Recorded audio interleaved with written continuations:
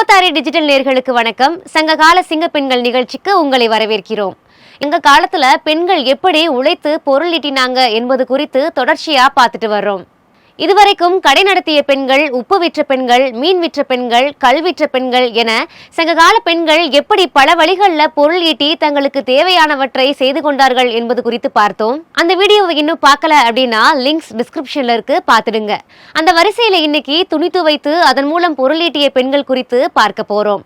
சங்க காலத்துல இந்த பெண்களின் முக்கியத்துவம் என்னவா இருந்துச்சு என்பது உட்பட பல விஷயங்களை நம்மிடம் தமிழ் ஆய்வாளர் மு. சுப்புலட்சுமி சொல்ல போறாங்க. வணக்கம். கல்விற்று பொருளீட்டிய பெண்களை பார்த்த பிறகு இந்த பதிவுல ஊரார் துணிகளை வாங்கி சென்று துவைத்து கஞ்சி இட்டு வெளுத்து கொடுத்த பெண்களை இந்த பதிவில் நாம சந்திக்க போறோம். சங்க இலக்கியம் இந்த கஞ்சி இட்டு பொலிவேற்றி தந்த பெண்கள் தொழில் முறையாக இந்த பணியை செய்தார்கள் அப்படிங்கிறத நமக்கு படம் பிடித்து காட்டுது. கூழானாலும் குளித்து குடி, கந்தையானாலும் கசக்கி கட்டு அப்படிங்கிற தமிழர் பழமொழி உள்ள தூய்மையோடு உடல் தூய்மைக்கு தமிழர் கொடுத்த ஒரு இன்றியமையா பங்கை நமக்கு காட்டுது. பொதுவாகவே பல பண்பாடுகள், உலகெங்கிலும் இருக்கிற பண்பாடுகள்ல நீர்த்துறைக்கு குளிக்க சென்று அங்கேயே துணிகளை துவைத்து கரையேறும் போது காய வைக்கிறதுக்கு ஏதுவா கொண்டு வர்றதை நம்ம பல பண்பாடுகள்ல பார்க்கிறோம்.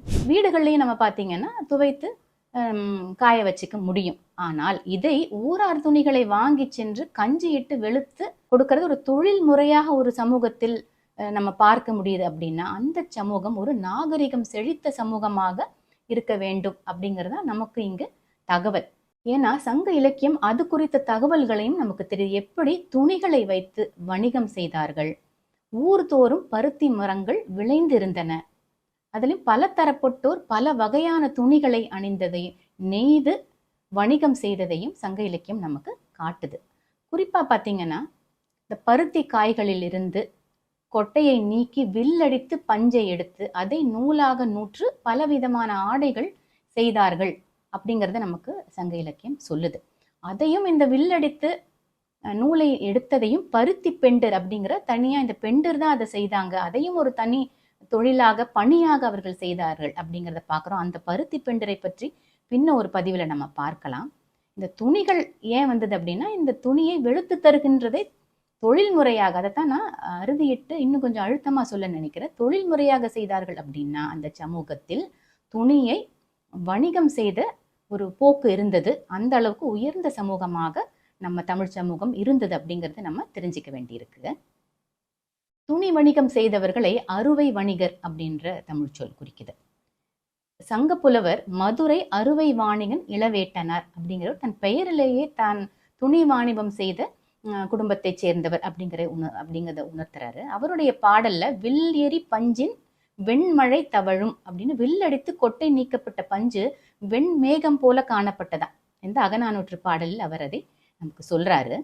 அடுத்து சோழன் குளமுற்றத்து துஞ்சிய கிள்ளி வளவனை நல்லிறையனார் பாடிய ஒரு புறநானூற்று பாடல். அதுல ஒரு அரசர் பரிசில் வேண்டி அரசரிடம் ஒரு புலவர் போறார். அவர் தன்னுடைய வறுமையை விளக்குகிறார். அந்த பெரிய சுற்றத்துக்காக தன்னை சேர்ந்த தன் உறவினர்களுக்காக அவர் வேண்டுறார் அரசனிடம். என்ன வேண்டாரு, தன் நிலையை எப்படி சொல்றாரு அப்படின்னா, போதுவிரி பகன்றை புதுமலர் அன்ன அகன்று மடி கலிங்கம் உடியி செல்வமும் கேடு இன்றி நல்குமதி பெருமை, எங்களுக்கு நிறைய செல்வங்கள் தாங்க அப்படின்னு கேட்குறாரு. அதுக்கு முன்னாடி வெண்ணின மூறி அருள எனக்கு தாங்க அப்படின்னு கேட்கறதில்ல அரசனே, பசியால் வாடி இருக்கும் எனக்கும் என் சுற்றத்தாருக்கும் நல்ல இறைச்சியுடன் கூடிய உணவை பரிமாற சொல்லுங்க அப்படின்னு அந்த புலவர் அரசனிடம் கேட்கிறார். இந்த இறைச்சி எப்படி இருக்கணும் தெரியுமா? கோடை பருத்தி வீடு நிறை பெய்த மூடை பண்டம் மிடை நிறைந்தன்ன அப்படிங்கிற. கோடை காலத்துல பருத்தியை கொட்டை நீக்கி வில்லடித்து வீட்டுல மூட்டைகளை நிரப்பி வச்சிருப்பாங்க.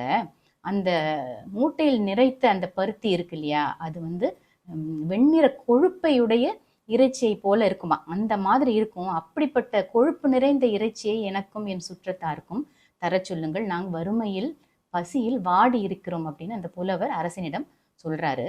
கூடவே நாளுற ஈன்ற அரவின் நாவுரு கடுக்கும் என் தொன்றுபடு சிதார் துவர நீக்கி, நாங்கள் அணிந்திருக்கும் பழைய ஆடை எல்லாமே புதிய முட்டையிட்ட பாம்போட கிழிஞ்ச நாக்கு அதை போல எங்கள் ஆடையெல்லாம் கிழிஞ்சிருக்கு, அதை நீக்கிட்டு போது விரி பகன்றை புதுமலர் அன்ன அகன்று மடி கலிங்கம் உடி செல்வமும் கேடு இன்றி நல்குமதி பெருமை.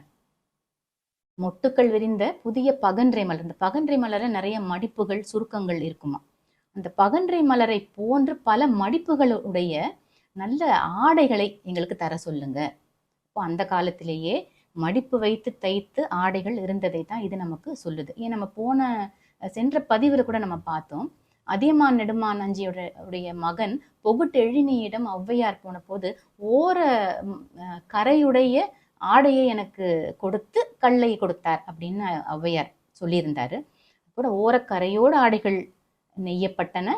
இங்க பாத்தீங்கன்னா பகன்றை மலரை போட மடிப்புகள் இருக்கின்ற ஆடையை எங்களுக்கு தாங்க அப்படின்னு சொல்லி அரசனிடம் அந்த புலவர் வேண்டுவதை இந்த பாடல் நமக்கு சொல்லுது. இதுல வீடு நிறைய மூட்டை கட்டிய பஞ்சு, பகன்றை போல மடிப்புடைய துணி, இது இருக்குன்னா இப்படி வளர்ச்சி கண்ட சமூகமாக 2000 ஆண்டுக்கு முன்னாடியே இருந்திருக்குங்கிறது தான் இங்க நம்ம நினைத்து பார்க்க வேண்டிய தகவல். அதுபோல இந்த தமிழகத்தில் பன்னாட்டு வணிகர்கள் வந்து போயிட்டு தங்களுடைய பொருட்களை இங்க கொணர்ந்து இங்கிருந்த பொருட்களை அங்கு எடுத்து சென்றார்கள். இது ஒரு ஊரக பண்பாடாக மட்டும் இல்லாமல் ஒரு நகரமயமாக்கலை எளிதாக கை கொண்டிருந்த சமூகமாக இந்த சங்க சமூகம் இருந்தது. பொருளாதார செழித்திருந்த சமூகமாக சங்க சமூகம் இருந்ததை நம்ம இந்த நேரத்தில் நினைத்து பார்க்க வேண்டும். இங்கேதான் இந்த பொருளீட்டிய பெண்களில் இந்த துணிகளை எடுத்து போய் தொழில் முறையாக வெளுத்து கொடுத்த பெண்களையும் நம்ம பார்க்கிறோம். இந்த சங்க பாடல்களுடைய பொதுவான போக்கிலேயே காட்சி உணர்வு இதன் நடுவில் இந்த பொருளீட்டிய பெண்களை நாம பார்க்கிறோம். நற்றிணை, குறுந்தொகை, அகநானூறு, புறநானூறு, இப்படி சுவையான செய்திகளை இந்த இலக்கியங்கள் நமக்கு தருது. இங்கதான் நமக்கு துணி வெளுத்து கொடுத்த புலைத்தியையும் நாம சந்திக்கிறோம். அவரை பற்றி நிறைய தகவல்கள் நமக்கு தரப்படுகின்றன. முதலில் அஞ்சில் அஞ்சியாரின் நற்றிணை பாடல் ஒண்ணு. ஆடையியல் விழவின் அழுங்கல் மூதூர், அது ஒரு பழைய ஊர். அங்க ஆடல் கலைஞர்கள் ஆடி மகிழ்வூட்ட விழா கோலம் பூண்டிருக்கு அந்த ஊர். நிறைய ஆடல் கலைஞர்கள் இருக்கிற அந்த நேரத்துல ஓர் பான்மையின் பெருங்கை தூவா வரன்யில் புலைத்தி எள்ளி தோய்த்த புகா புகர் கொண்ட பூங்கலிங்கம், அங்க கை ஓயாம இந்த புலைத்தி வெளுத்துக்கிட்டே இருக்கா. ஏன்னா அங்க ஆடல் கலைஞர்கள்லாம் கூடி திருவிழா கோலம் அந்த ஊர்ல இருக்கு, நிகழ்ச்சி நடந்துகிட்டே இருக்கு.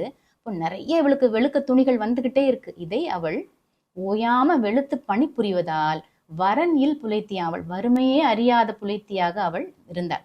அவளுக்கு செல்வ செழிப்பு, ஒரு செழிப்பு ஓரளவுக்கு இருந்திருக்கு அந்த பெண்ணிடம். இந்த திருவிழா காலத்தில் நன்றாக அவள் சம்பாதித்தாள் அப்படிங்கிறத நம்ம இந்த செய்தி இந்த பாடல்ல நமக்கு தெரியுது. அவள் தரமான மெல்லிய துணிகளை என்ன செய்யறான்னா எள்ளி தோய்த்த புகா புகர் கொண்ட பூங்கலிங்கம், இரவெல்லாம் கஞ்சியில ஊற வச்சிடுவாளாம்.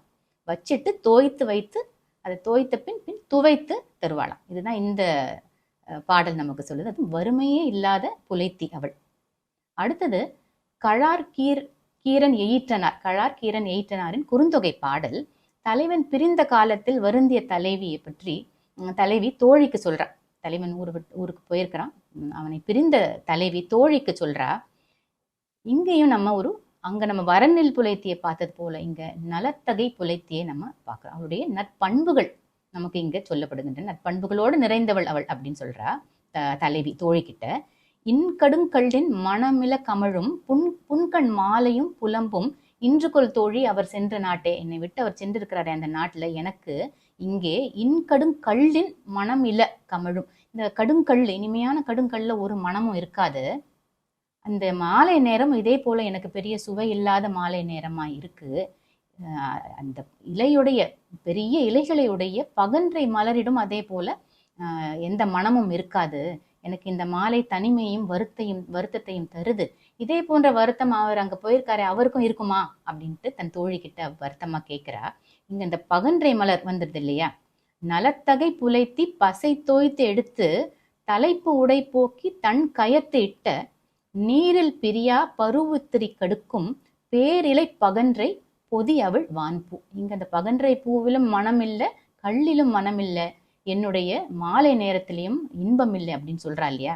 இங்க பகன்றை மலரை இங்க கொண்டு வந்து கொடுத்து அழகும் நற்பண்புகளும் கொண்ட இந்த புலைத்தி, நலத்தகை புலைத்தி, பண்புகள் கொண்ட புலைத்தி என்ன செய்யறா, துணியை கஞ்சியிலே தோய்த்து வைத்து பின் குளத்தில் இருக்கின்ற குளிர்ந்த நீரில் முக்கி தோய்த்து எடுக்கிறா. துவைத்து நீரை போக்க நன்கு பிழிந்ததால் அந்த துணியில என்ன ஏற்படுது, சுருக்கங்கள் ஏற்படுது இல்லையா. அந்த சுருக்கத்தை போன்ற மடிப்புகள் நம்ம போன பாட்டில் பார்த்தோம். இந்த சுருக்கத்தை போன்று இருக்குதான் இந்த பகன்றை மலர்.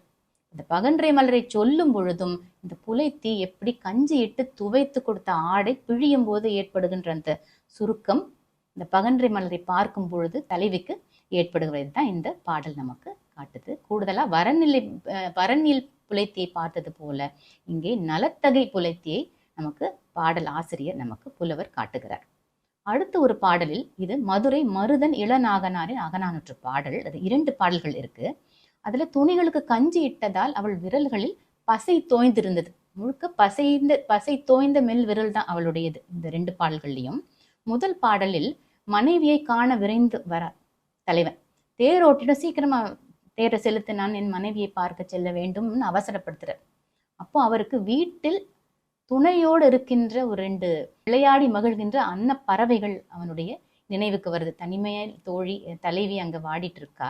இவன் நான் தலைவியை பார்க்க போறான், மனைவியை பார்க்க செல்கின்ற மகிழ்ச்சியில் அவனுக்கு விளையாடி கொண்டிருக்கின்ற தன் வீட்டிலே விளையாடுகின்ற அன்ன பறவைகள் அவனுக்கு நினைவுக்கு வருகின்றன. அந்த அன்ன பறவை எப்படி இருக்குதான்?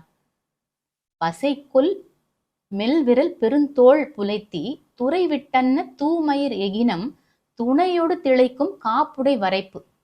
எங்க வீட்டுல அந்த அன்னப்பறவை ஒரு வெள்ளை நிற சிறகுகள் இருக்குன்றியா, அது எப்படி இருக்கு? பசை தோய்ந்த மெல்லிய விரலும் பெரும் தோளும் கொண்ட புலைத்தி துணிகளை துவைக்கையில் நீரில் விட்ட வெள்ளை நிற கஞ்சி இருக்கு இல்லையா, அந்த கஞ்சியை போல் இருந்ததாம் அந்த பறவையின் வெள்ளை நிற சிறகு. அதை நினைக்கும் பொழுது அவனுக்கு இந்த கஞ்சி இட்டு தோய்த்த இந்த புலைத்தியின் நினைவும் கூடவே சேருது. நமக்கு இது செய்தியாக நம்மை சேர்கிறது. அடுத்து அதே மருதன் இளநாகனாருடைய பாடல், தலைவனை பிரிந்ததால் தலைவியின் நிலை என்ன ஆகும் அப்படின்னு சொல்லி தலைவனுக்கு வருந்தி உரைக்கிறாள் தோழி. நீ அவளை விட்டுட்டு போற, அவள் நிலை என்ன ஆகும்னு உனக்கு தெரியுமா என்று அவள் சொல்லும் பொழுது அவள் திருந்தி இழை நெகிழ்ந்து பெருந்தோள் சாய் அரிமதர் மழைக்கண் கலுழச் செல்வீர். நீ விட்டுட்டு போறிய அவ அணிகலன்கள்லாம் நெழுந்து போகும், விழுற அளவுக்கு மெலிஞ்சு போவா, இழைத்து போவா. அவளுடைய பெருந்தோள்கள் இழைத்து அழகான கண்கள் அழுது சிவந்து போகும். அப்படிதான் நீ அவளை விட்டுட்டு போவ. சீக்கிரமா வரதா இருந்தா அவளுக்கு சொல்லு. வருவீர் ஆகுதல் உரைமின் மன்னோ, வந்துடுவேன்னா சொல்லிடு. அவளுடைய அழகிய ஆடைகளும் அப்படிதான் நெகிழ்ந்து போகும். அவள் மேனி எழில் கெடும். ஆனா அவள் அணிஞ்சிருக்கிற ஆடை எப்படிப்பட்டதா இருந்தது? பசை விரல் புலைத்தி நெடிந்து பிசைந்து ஊட்டிய பூந்துகில் இமைக்கும் புலங்கால் அல்குள். அவளுடைய இடுப்பை மறைத்திருப்பது இந்த பசை விரல் புலைத்தி நெடிது பிசைந்து நல்ல கஞ்சி இட்டு துவைத்து கொடுத்த அந்த பூந்துகிலை அவள் அணிந்திருக்கிறாள். அதுவும் அவள் இழைத்து போவதால், அவள் மேனி எழில் கெட்டு போவதால் நெகிழ்ந்து போயிடும். நீ அவளை விட்டு ரொம்ப நாள் இருக்காத அப்படின்னு சொல்லும் பொழுது கூட இந்த பசை விரல் புலைத்தியை புலவர் நமக்கு நினைவு கூர்ந்து கொண்டே இருக்கிறார். இந்த கூடுதல் செய்தி என்ன அப்படின்னா, உவர் உணப்பறைந்த ஊன்தலை சிறாரோடு அவ்வரி கொன்றை கரை சேர் வள் உகிர் பசை விரல் புலைத்தி. இந்த பசை விரல் புலைத்திய சொல்லியாச்சு. அவள் இட்டு கொடுத்த அந்த கஞ்சி இட்டு வெளுத்து கொடுத்த ஆடையை இந்த பெண் இடுப்பில் அணிந்திருக்கிறாள் அப்படிங்கிறது ஒரு செய்தி. அந்த புலைத்தி எப்படி தன் வேலைகளை செய்தா? ஈரப்பதம் இல்லாத அந்த உப்பு காற்றினால தன்னுடைய தலைகளில் புண்கள் நிறைந்த சிறுவர்கள் இருக்காங்க, இளம் பணியாளர்களை வைத்து அவள் இந்த தொழிலை செய்து கொடுக்கிறாள் அப்படிங்கிறது இங்க கூடுதல் செய்தி நமக்கு. அவள் தனியாக அந்த தொழிலை செய்யல, தூக்கி கொண்டு செய்யல. அவள் இளம் சிறார்களை இளம் பணியாளர்களாக வைத்து கொண்டு துணிகளை தூய்மையாக்கும் பணியை அந்த காலத்தில் அவள் செய்தாள் அப்படிங்கிறது இங்க நமக்கு கிடைக்கின்ற செய்தி. புறநானூற்று பாடல் 2ல புலைத்தி குறிக்கப்பட்டு சொல்லப்பட்டாலும் 1ல் அவள் முருகு மெய்ப்பட்ட புலைத்தி போல, அதாவது முருகன் அவள் மேல் ஏறி இருந்ததை அந்த பாட்டு சொல்லுது. சாமி அவள் மேல் ஏறி வந்ததை காட்டுகின்ற பாடல் முருகு மெய்ப்பட்ட புலைத்தி போல அப்படின்னு வருது. ஔவையாரின் பாடல் புறநாற்று பாடல்ல மலர் மாலை அணிந்து வீரன் ஒருவன் போருக்கு போறான். அவனுடைய தூய வெள்ள ஆடை புழுதியில் மாசுபட்டுருச்சு, போரிடுறான் இல்லையா. அந்த ஆடை எப்படிப்பட்டது? களர்படு கூவல் தோண்டி நாளும் புலைத்தி கழிய தூவல் அறுவை. உவர் நிலத்தில் இருக்கின்ற கிணத்திலிருந்து நீரை இறைத்து அதில் புலைத்தி துவைத்து கொடுத்து தூய வெள்ளாடை, அது போர்க்களத்தில் அழுக்கானது. போர்க்களத்திலும் இந்த புலைத்தியுடைய பணி நினைவு கூறப்படுவது ஒரு வியப்பு தான்.